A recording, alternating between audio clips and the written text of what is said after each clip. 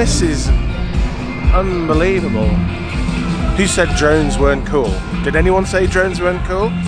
So I had a quick chat with the DJ, and this is for you, Lee. All for you.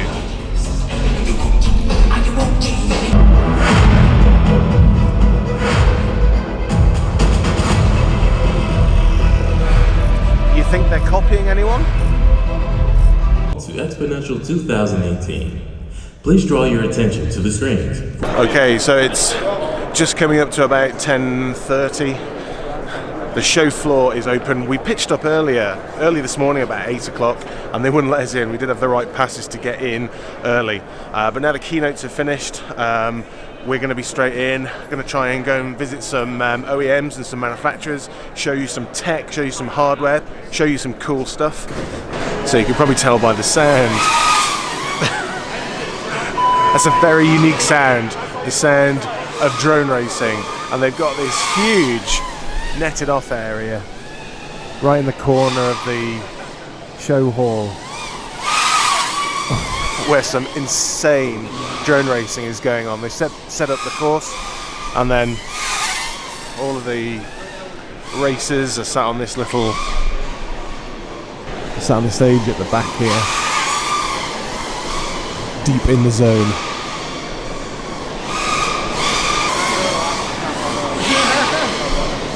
This is definitely becoming one of the major sports. This is just personal interest.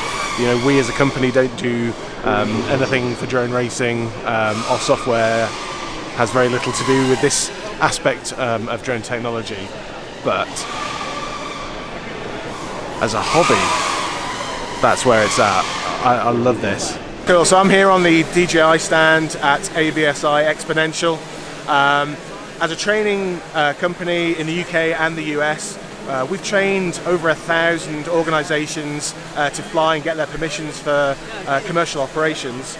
And most of our customers, 90-95% of them, use DJI products. So I'm here with Michael, and I'm just trying to understand a little bit more about DJI's future products, not in terms of announcements, but the way they're going on the consumer side and where they're going on the commercial side.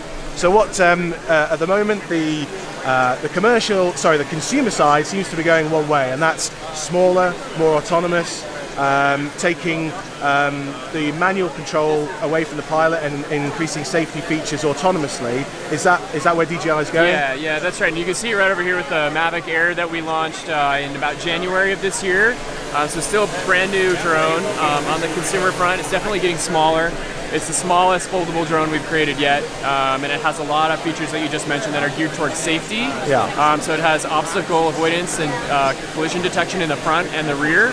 This drone can actually intelligently navigate around obstacles as well with our new APAS feature. And then it's got a lot of those automated capabilities that you touched on earlier as well. So we've got a few one-touch features called quick shots that help consumers get these amazing video and photo effects that they just couldn't capture without any specific training or flight experience. So it's guaranteed that you're going to get some usable photos and video, high quality results from that drone. Excellent. And obviously that's where the consumer market is going. A lot of our clients are coming to us to get training for commercial operations in the US, Part 107, and then some more advanced permissions later for BLOS. We're going to be doing some training on that, and in the UK, permission for commercial operations through our UAQ course. So what about the commercial development, the commercial platforms and the modularity of the sensors? Where's DJI going with that? So these are the consumer products, and what we know is a lot of Part 107 pilots usually have started with one of the DJI consumer models, whether that's the Mavic or the Phantom platform.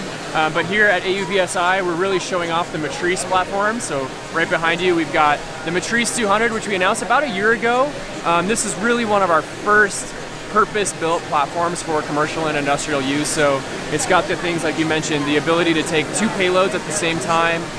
It's got redundant batteries, self-heating batteries, so you can fly it in colder temperatures than you could with our consumer products. It's got a IP43 ingress protection, which means you can fly it in light rain and mist without any problems.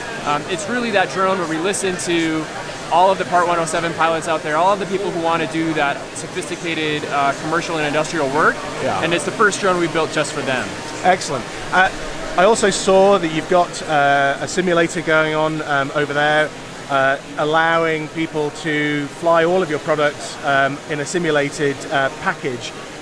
I understand that's not currently out yet. Can you tell us a little bit more about it? Yeah, that specific product is not available to the public yet, but there is a simulator actually built inside every DJI mobile app. So if you've got your drone, you just power on the drone, connect it to the mobile app, and you can actually fly it virtually in a simulator environment very similar to the one that you just experienced here today. So that's a bit more advanced, isn't it? You can do a lot more things in it. One of your colleagues was talking to me about the ability to model specific things like maybe overhead wires, specific scenarios. Yes. That's going to become a consumer product, or is it aimed at the commercial market, a subscription model? How's that going to work? Yeah, I don't think we have quite figured that out yet. Okay. And so the thing that's available right now to both consumers and on the commercial industrial side is that flight simulator. So it's just more or less teaching you how the controls work, giving you a sense for how the drone will handle up in the air. But you're right, this is a much more sophisticated version that we're showing off here. Yeah. That will be able to incorporate other elements as you just described. Great, thanks very much. Yeah, you're welcome. So I'm continuing around the show floor, talking to interesting companies and people, and I'm on the Swift stand with Stephen. We are hopefully going to be doing some work with Swift, not quite ready to talk about anything yet, but they do some really interesting stuff with fixed wing UAVs, autonomous, and are very much looking towards in getting the value out of beyond visual line of sight work, and their platforms here, including this very impressive beast, is something that's very interesting to us. We're very much interested in unlocking the advantage of beyond line of sight operations, and in fact Paul Rigby, our CEO, is going to be talking on a panel, leading a panel tomorrow on those discussions here at AUVSI Exponential. So Stephen, this aircraft looks incredible.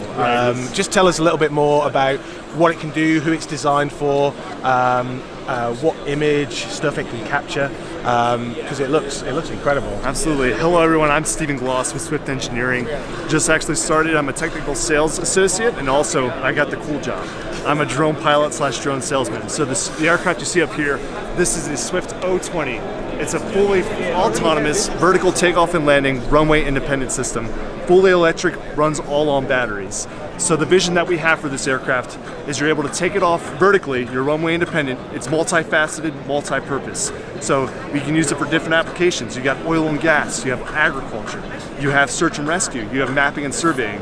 You have so many different assets that you can help use to help facilitate with this aircraft. So it's this, really fantastic. Yeah, it looks awesome. Now this particular model hasn't got any payload on it. So just talk about how does that fit in? What type of sensors can you put on it? Do you make those sensors yourselves, or you enable third parties to work with you? So the great thing about this aircraft is it's very versatile. We actually have a swappable payload system that's up to 1 kilogram. Now, of course, we could go higher on that weight, but it's going to reduce our endurance, which is actually 2 hours, which is definitely higher up in the industry. But as far as payloads are concerned, we have IR infrared sensor payloads that we develop in-house. We have just a regular gimbal with a camera with live streaming. We also have methane sensors, agricultural sensors. Basically, any sensor that a third party has, we can integrate it into this aircraft. So if you have a sensor, have a need, have a use case, we can fulfill that mission. Great, and in trying to use those sensors in lots of different environments, obviously it's going to be important to be able to operate in inclement weather, different conditions, right, exactly. etc. So what kind of capabilities does the aircraft have in that sense? So we definitely took that into consideration. You'll see the aircraft has these wide vertical stabilizers up here to the left and to the right. So the reason we built the aircraft this way is when it's standing vertically, that allows us to have a wind limitation of 20 knots for takeoff.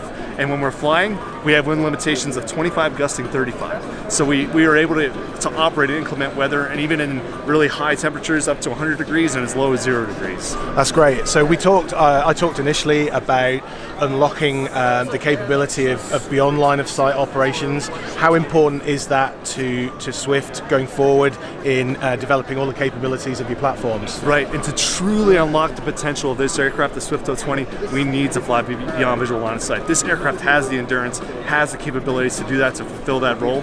So right now it's just a matter of working with different industry players to find out how do we unlock that beyond visual line of sight key. And we're hoping to work with you guys and other players in the market to do that. So we've just seen the bigger aircraft that we're hopefully going to have some involvement with, but that's not the only aircraft that Swift do. There's this natty little tube launch system here. Stephen, what's this about? Who's this designer? This is our brand new Swift tube launch aircraft.